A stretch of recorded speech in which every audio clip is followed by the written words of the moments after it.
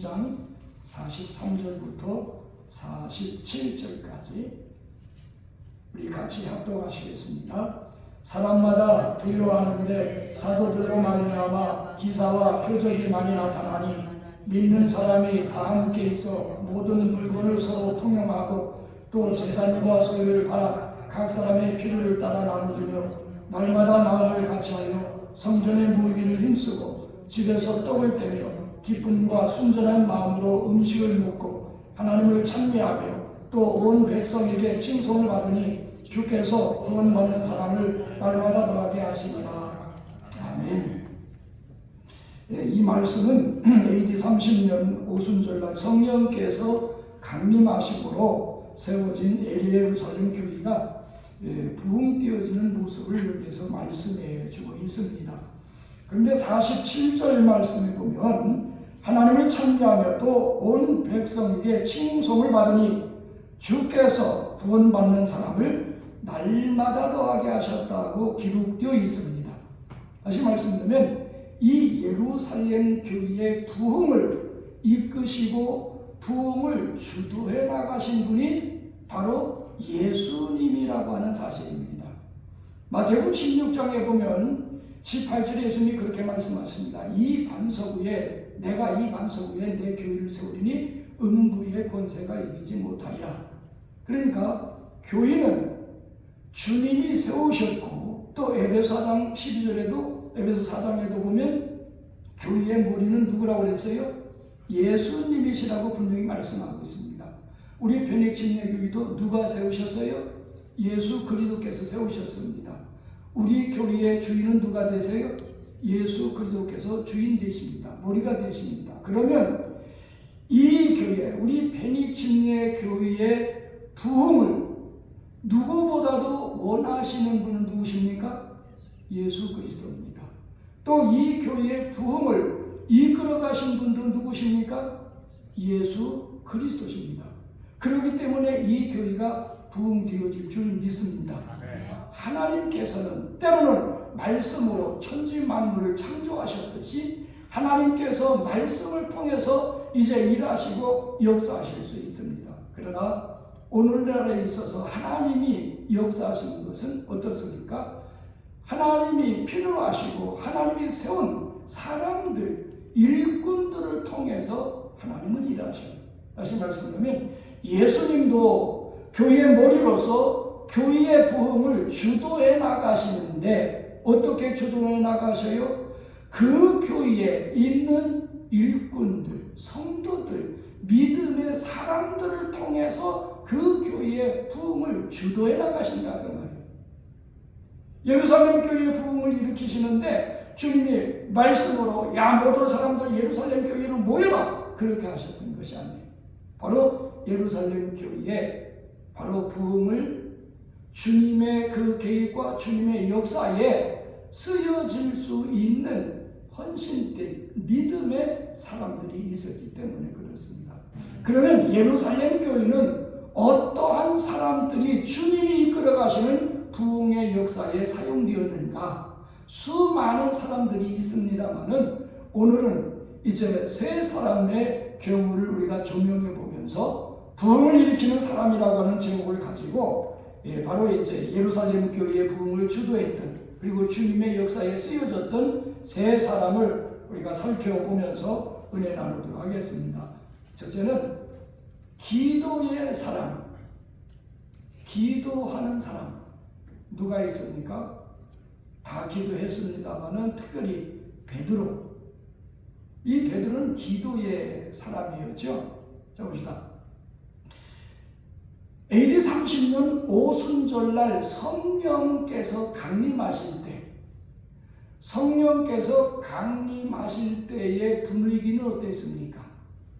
우리가 사도행전에 보면 뭐라고 기록되어 있죠? 저희가 빌기를 다하며 모인 곳이 진동하더니, 그렇죠? 바로 그들이 기도할 때 합심해서 오로지 기도에 힘쓸 때 성령께서 강림하심으로 교회가 부흥되어졌어요. 교회가 세워졌어요.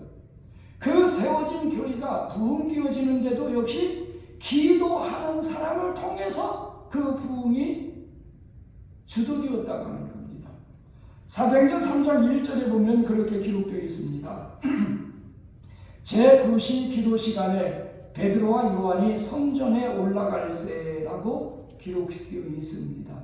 근데 유대인들은 하루 3번 기도하는 풍습을 가지고 있었습니다. 그렇죠? 이 다니엘도 포로로 끌려갔지만은 바벨론에서 하루 3번씩 창문을 열어놓고 기도했던 사실을 성경을 통해서 알 수 있죠. 그 이후에 포로기 이후에도 역시 마찬가지입니다. 경건한 유대인들은 꼭 하루에 3번씩 시간을 정해놓고 아침 9시, 저녁 12시, 오후 3시. 그래서 여기도 보면 제9시 기도 시간에, 즉 오후 3시에 시간이 되니까 성전에 올라가서요. 무엇 때문에? 기도하기 위해서 그들이 성전에 올라갔다고 하는 사실입니다. 어떻게 보면 예수님이 습관을 따라 감람산에 가셔서 기도하셨듯이 또 베드로도 습관을 따라 정해진 시간에 기도하러 성전에 올라가는 모습을 우리는 보게 됩니다. 이처럼 형식적인 습관이 아니라 기도하는 것이 생활화된 사람, 습관적으로 이렇게 기도하는 것이 자연적으로 이루어지는 사람, 그 기도의 사람을 통해서 바로 교회가 부흥되어지는 겁니다. 왜냐하면 기도하는 사람은 영적인 것에 가치를 두기 때문에 그렇습니다. 여러분, 베드로와 요한이 제9시 기도 시간에 기도하러 성전에 올라갈세, 즉 기도의 사람이었기 때문에 성전에 올라가는데, 성전에 올라가던 미문에서 누구를 만납니까?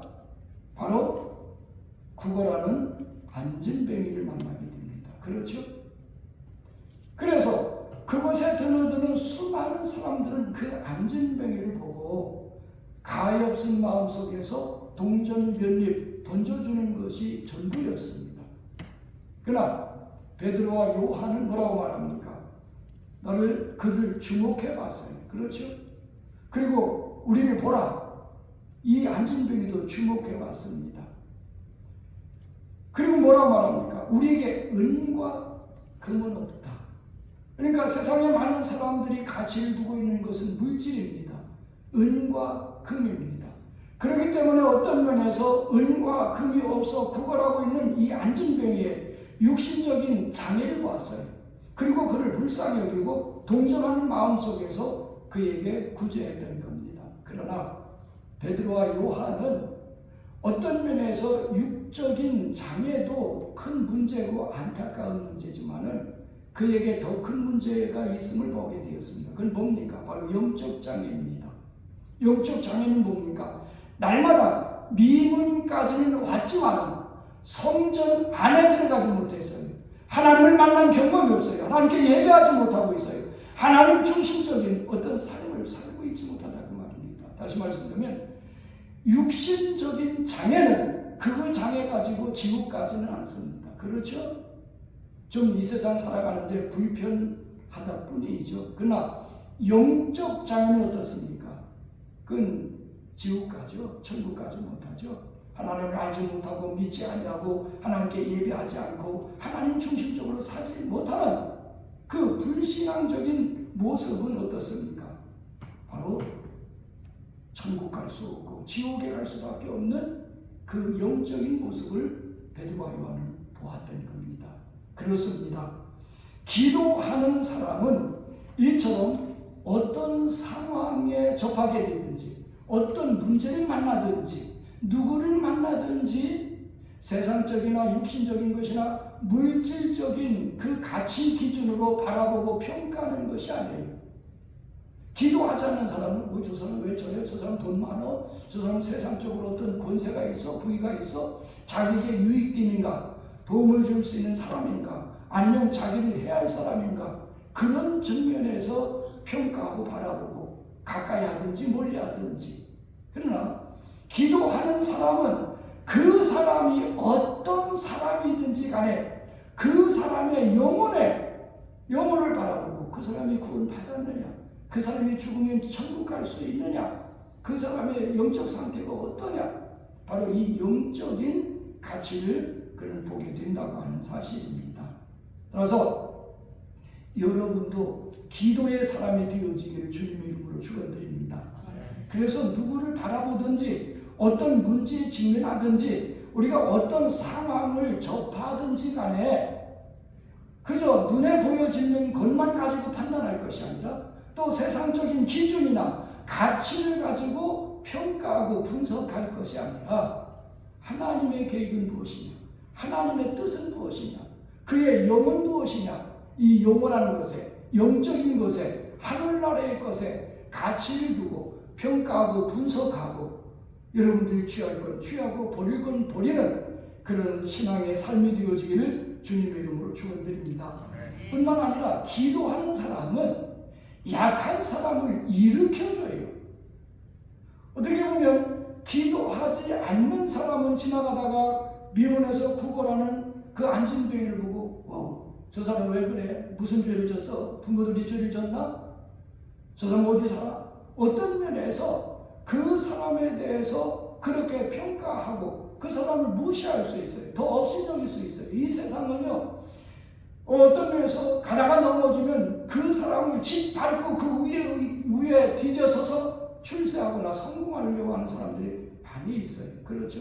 주변 사람들, 어떤 면에서 가까운 친구들, 아니면 형제들까지, 심지어는 형제들까지 이용해서 자신이 배부르고 자신이 출세하고 자신이 성공하려고 하는 사람이 많이 있어요. 그러나 기도하는 사람은 전혀 다릅니다. 정반대죠. 자 봅시다. 이 요한과 베드로는 어떻습니까? 내게 은과 금은 없거니와, 그 사람의 영혼의 가치를 봤죠. 은과 금은 없지만은 내게 있는 것으로 내게 준다. 곧 나사렛 예수의 이름으로 일어나 걸어라 하고 잡아 일으켰어요. 할렐루야. 앉아있던 사람을, 걷지 못한 사람을 붙잡아 일으켜서 일어서도록 만들었고, 그로 하여금 걷기도 하고 뛰기도 하도록 만들었어요. 그리고 성전 미문까지는 왔지만은 성전 안에 들어가 본 적이 없는 그에게 성전에 들어가서 누구를 찬송하게 했어요? 하나님을 찬미하도록 만들었다, 그 말입니다. 이게 기도의 사람이에요. 오늘날도 마찬가지입니다. 우리 교회도 매일마다 기도하는, 정말 기도가 생활화되어지고 신앙화되어지고 습관화되어진 사람은 교회에 왔을 때 우리 아픈 사람을 보면 정말로 불쌍히 여기는 마음속에서 기도하게 되고, 또 고통 중에 있는 성도들 보면 정말 주님의 심정을 가지고 돌아보게 되고, 어떤 면에서 믿음이 흔들리고 있는 사람을 보게 되면 어떻게 돼요? 그래도 흔들리지 말고 말씀 위에, 믿음 위에 굳게 서야 된다. 주님의 십자가를 바라보고 끝까지 인내해야 된다. 그렇게 권면하고 그렇게 용기를 주고 그렇게 힘을 넣어주는 것이 바로 기도의 사람이에요. 근데 기도하지 않는 사람들 보면 그저 비판하고 평가하고 판단하고 정죄하고 심판하고 그렇게 하게 되는 거죠. 따라서 오늘 우리들은, 여러분 모두가 바로 기도하는 사람으로서 약하고 쓰러지고 넘어지고 정말 걷지 못하는 그런 사람들 잡아 일으켜 세울 수 있는 여러분들이 되어지기를 주님의 이름으로 축원드립니다. 그러니 기도하는 사람은요, 바로 하나님의 역사에, 구원의 역사에, 교회가 구원되어지는 일에 헌신하게 되어 있어요. 우리가 수요일 저녁마다 사도행전을 공부하고 있습니다만은 사도행전 10장에 보면 베드로가 고넬료의 집을 방문하게 됩니다. 근데 그냥 방문했던 건 아니에요. 이 베드로는 어떤 면에서 유대적인, 율법주의적인 그런 신앙을 가지고 있었던 사람입니다. 그런데 고넬료의 집에, 고넬료가 보낸 종들이 그의 집에 도착할 때쯤 어떻게 됐어요?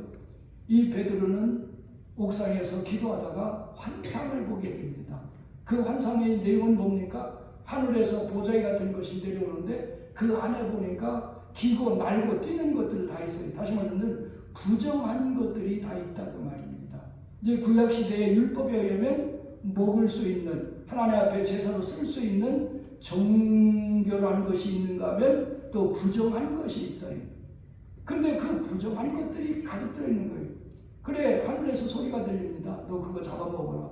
하나님 무슨 말씀입니까? 나 지금까지 이런 거 먹어본 적도 없고 지금 먹을 수도 없습니다. 똑같은 상황이 똑같은 3번이나 이루어졌어요. 그래서 이게 무슨 뜻일까 생각했을 때 바로 고넬료가 보는 종들이 거기에 도착하게 됩니다. 아, 성령께서 말씀하셔. 내가 그들을 보냈다. 염려하지 말고 근심하지 말고 바로 그들을 따라가라. 그때서 베드로는 가게 됩니다. 베드로가 고넬료 집에 가게 될 때 어떻게 돼요? 같은 동료들이나 예루살렘 교회나 아니면 유대주의적인 사람들에게 질타가 있을 줄 알았어요. 나중에 베드로가 예루살렘으로 갔을 때 예루살렘에 있는 율법주의적인 그리스도인들에게 질타당했잖아요. 베드로가. 그렇죠? 교회의 수장격인 그가, 지도자가, 나이 많은 사람이 질타를 당했어요. 그러니까 그런 비판과 정죄와 정말 이 어려움이 있을 줄 알았지만은 기도하다 보니까 그게 하나님의 보내심이고 하나님의 부르심이고 하나님의 계획이 있으시기 때문에 그 일에 헌신하게 됐다 그 말입니다. 그러니까 기도하지 않는 사람은 자기의 생각과 자기의 주관과 어떤 주어진 상황에 따라서 움직여요. 평가해요. 분석해요. 그리고 자기 마음에 들면 하고 자기가 싫으면 안 하는 거예요. 그러나 기도하는 사람은 어때요? 자기가 원하든 원치 않든 어떤 면에서 상황이 되든 안 되든 자기의 체면이 떨어지든 안 떨어지든 사람들이 비판하든 정죄를 받든 상관하지 않고 그게 주님의 뜻이라면 주님이 원하시면 하나님 나라가 확장되어지고 어떤 면에서 교회가 부흥되어지는 일이라면 그 일에 헌신하게 되어 있어요. 그게 기도의 사람의 특징입니다. 기도하지 않는 사람에게는 전혀 그런 일이 이루어질 수 없는 겁니다. 하나님은 우리 주님은 우리 교회가 부흥되어지기를 그 누구보다도 간절히 원하고 계셔요. 그래서 우리 교회의 부흥을 위해서 우리 주님께서는 쓰실 사람을 찾고 계신 거예요. 근데 그 사람은 어떤 사람이에요? 바로 기도의 사람입니다. 기도하는 사람입니다. 베드로처럼 어쩌면 저부터도 이제 기도를 많이 못 해왔어요. 그러나 오늘부터라도 더 늦지 않게 이제 교회의 부흥을 위해서 이것이 주님의 원하시는 것이고 주님이 뜻이고 주님이 역사하실 것이기 때문에 주여 내가 우리 교회에 부흥을 이끌 수 있는 부흥의 사람 되게 해 주옵소서. 그렇게 기도를 우리 시작하십시다. 기도하는 여러분 되어지기를 주님의 이름으로 축원드립니다. 우리 같이 그런 뜨거운 마음 속에서 바로 주님이 교회의 부흥을 원하시는 그 주님의 심정이 바로 저나 여러분의 심정이 되어지기를 원합니다. 그와 같이 간절하고 뜨거운 심정이 되어지면 기도하지 않을 수가 없는 거예요. 그래서 기도하다 보면 주님이 그 사람을 통해서 일하실 줄 믿습니다. 그 다음에 교회의 부흥을 위해서 쓰여진 사람은 전도하는 사람입니다. 전도의 사람은 누굽니까? 바로 스데반 집사라고 볼 수 있습니다.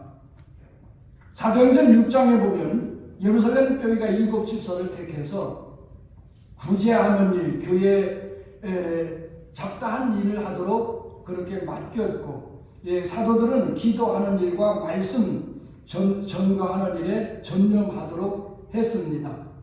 그런데 그렇게 되자 하나님의 말씀이 점점 왕성하여 예루살렘에 있는 제자의 수가 더욱 심히 많아졌다고 기록되어 있습니다. 그렇게 소개되면서 그게 6장 1절에서 7절까지의 말씀이죠. 그 다음에 8절부터는 7 집사 가운데 하나인 스데반 집사에 대해서 소개되고 있습니다. 왜냐하면 예루살렘 교회가 그렇게 부흥되는 데 있어서 스데반 집사가 그렇게 쓰여졌고 교회 부흥되어지는 일에 헌신했기 때문에 공헌했기 때문에 그렇습니다. 그렇다면 이 스데반 집사는 전도의 사람이었는데 그는 어떻게 전도했습니까? 6장 8절에 보면 스데반이 은혜와 권능이 충만하여 기사와 표적을 민간에 행하니 라고 기록되어 있어요. 그러니까 은혜와 권능으로 전도를 했다 그 말입니다. 그러니까 어떤 면에서 우리가 은혜를 받고 은혜가 충만해졌을 때, 다시 말씀드립니다.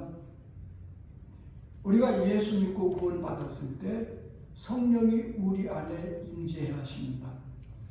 또 성령께서는 우리에게 감동하시죠. 가르쳐 주시고 생각나게 하십니다.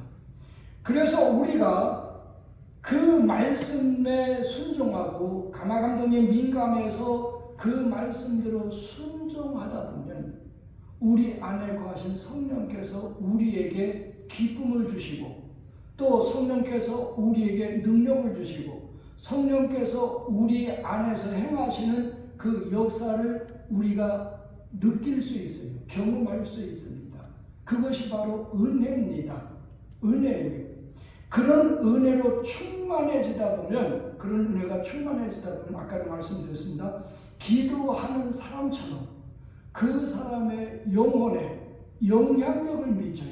어떤 면에서 영적인 것에 가치를 두고 가난하고 불행하고 고통스럽고 어려운 사람들에게 어떻게 됩니까?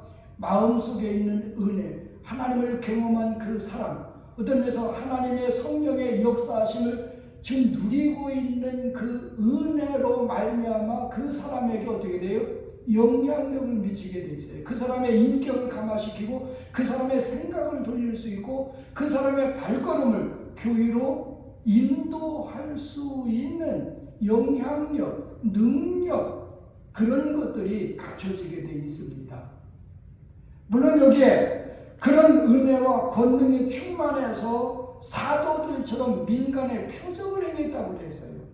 오늘 우리는 스데반 집사처럼 또 많은 사람들이 추구하는 것은 이 말씀에 따라서 정말 이 기사나 어떤 능력이나 사람이 할 수 없는 하나님의 특별한 역사를 일으켜서 그 역사를 통해서 구원하고 그 역사를 통해 그 역사에 내가 쓰여지기를 소원하고 있어요. 물론 그게 잘못된 소원은 아니에요. 그러나 대부분의 은혜를 사모하고 능력을 사모하는 사람들의 바람이 그거예요. 그런데 사람에게 손 올릴 때마다 낫고 기도할 때마다 즉각적으로 응답이 이루어지고 정말 이 가는 곳곳마다 하나님이 함께 하시는 증거들이 보여지기를 원하는 마음들이 갖고 있어요.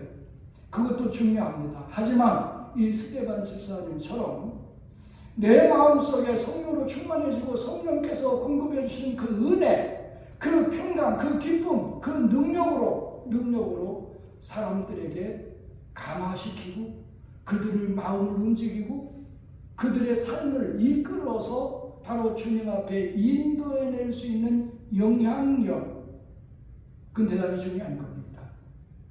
그건 바로 은혜로 전도하는 것이죠. 여러분, 말로 전도해서 전도가 쉽게 됩니까? 안 돼요.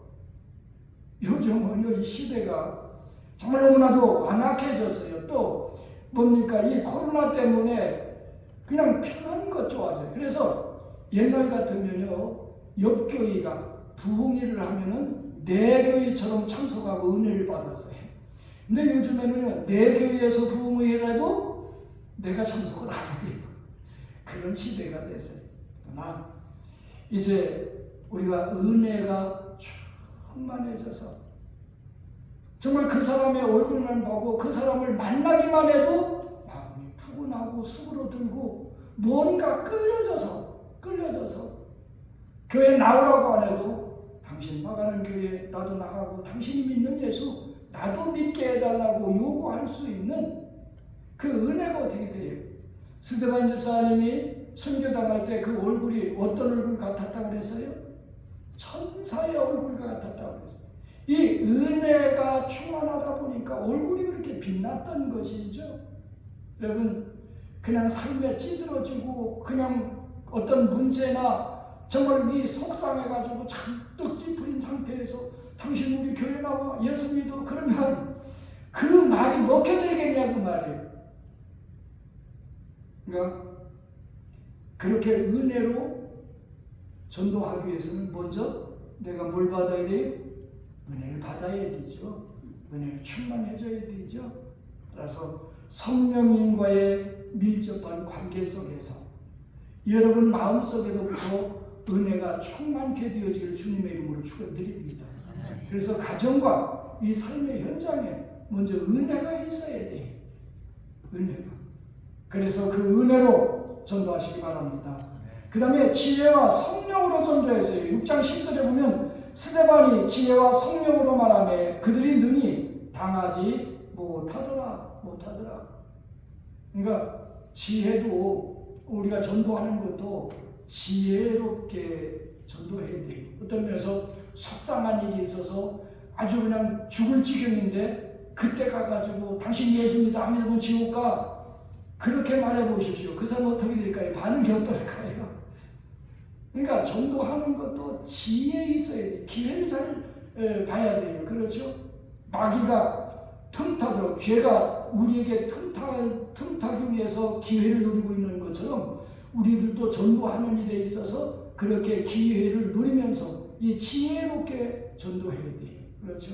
우리가 병든 사람 찾아보고 위로하면서 그 다음에 힘들고 어려울 때 가서 도우면서 어떤 면에서 우리가 지혜로서 우리가 복음을 전해다 줘야 된다. 그리고 중요한 것은 이 스데반 집사님은 전도 폭발의 순교의 제물이 됐어요. 그렇죠? 어떤 면에서 이 스데반 집사님이 복음을 전해다가 돌에 맞아 순교를 당했는데 예루살렘 교회적으로 보면 안타까운 일이고 아까운 일이고 안 된 일이었지만은 그러나 결과적으로 보면 스데반 집사님이 순교당하기 전까지는 이 모든 역사가 예루살렘 안에서만 이루어졌어요. 그런데 스데반 집사님의 이 순교가 계기가 돼서 예루살렘 교회에 큰 핍박이 일어나서 사도 위에는 모든 교인들이 뿔뿔이 흩어졌어요. 유대와 사마리아와 각 지역으로 흩어졌어요. 그리고 8장에 보면 그 흩어진 사람들이 무엇했어요? 흩어진 그곳에서 복음을 전하기 시작했어요. 그러니까 예루살렘에 집중되어 있던 성도들과 복음의 능력과 역사가 이제는 유대를 넘어섰고 사마리아를 넘어섰고 이제는 전 세계를 향해서 바로 복음이 확산되어지는 교회가 곳곳에 세워지는 이 역사가 스데반의 순교를 계기로 해서 이루어졌다고 하는 겁니다. 여러분, 우리 주님이 찾고 계신 분은 바로 그런 사람이에요. 복음 증거를 위해서, 교회 부흥을 위해서, 하나님의 영광을 위해서라면 스데반 집사처럼 돌에 맞아 죽으면서도 원수들을 위해서 기도할 수 있는 그런 은혜, 내가 교회 부흥을 위해서 복음 증거를 위해서 하나님을 확장을 위해서 이 한 생명은 바치리라 순교의 제물이 되기 위해서 정말 주님 앞에 내 자신을 내어드리는 그 사람, 바로 그 사람을 통해서 주님은 일하십니다. 어떤 경우는 사도 바울처럼 강권적으로 회개하고 돌이키셔서 사도를 쓰시지만은 그러나 대부분의 경우는 이 어떤 스데반 집사처럼 자신을 자원해서 순교의 제물로 드릴 때, 주님께서 쓰실 수 있도록 자신을 내어 드릴 때 주님은 그런 사람들을 쓰신다고 하는 사실입니다. 그래서 여러분 한 사람으로 말미암아 정말 우후죽순처럼 이 복음의 역사가 일어나게 되기를 주님의 이름으로 축원드립니다. 그 다음에 세 번째 사람은 양육의 사람, 양육하는 사람 누굽니까? 바나바입니다. 사도행전 11장 24절에 보면 바나바는 착한 사람이요 성령과 믿음이 충만한 사람이라 이에 큰 무리가 더하더라고 기록되어 있습니다.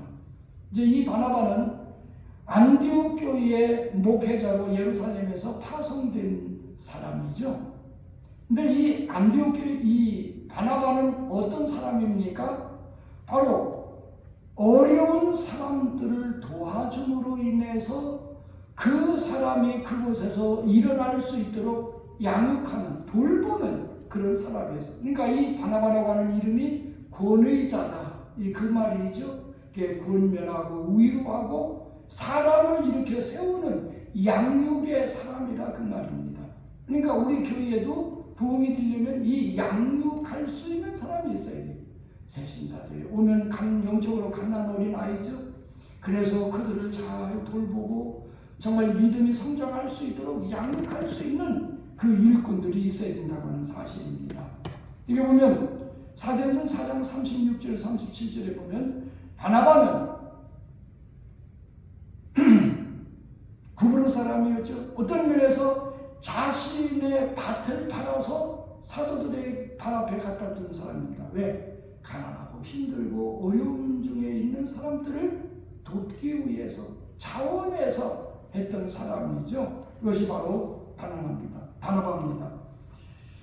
예수님도 마찬가지입니다. 우리가 예수님도 사도행전 10장에 보면 하나님께서 나사렛 예수에게 성령과 능력을 기름 붓듯 하심에 저가 들어다니시면서 착한 일을 하셨다. 선한 일을 하셨다. 그렇게 기록되어 있습니다. 그러니까 정말 우리는 다른 사람을 돕고 어떤 면에서 선한 일을 하고 어려운 사람들을 도와주는, 그래서 그 사람으로 하여금 힘을 입고 일어설 수 있도록 우리가 만들어야 됩니다. 뿐만 아니라 허물을 돕고 기회를 주는 사람이 바로 바나바입니다. 여러분 사도행전 9장에 보면 사도 바울이 다메섹 도성에서 주님 만나고 그거 회개했어요. 그리고 어떻게 됩니까?